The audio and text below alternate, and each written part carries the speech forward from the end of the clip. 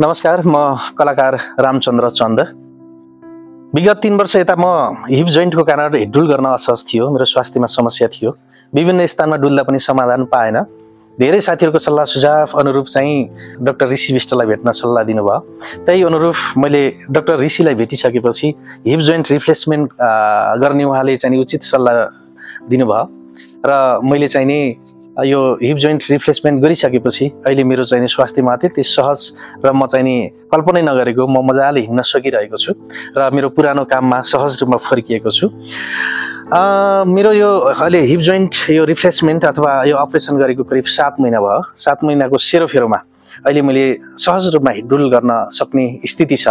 हिजोलाई हेर्ने हो भने अरूले बुझ्न नसक्ने र मैले सहन नसक्ने एउटा त्यो अवस्थामा थिएँ म, जसबाट मैले डाक्टर ऋषिलाई भेटिसकेपछि मुक्ति पाएको छु। जसको लागि डाक्टर ऋषि र डाक्टर ऋषिको सम्पूर्ण टिमलाई हार्दिक आभार र धन्यवाद व्यक्त गर्न चाहन्छु। धन्यवाद।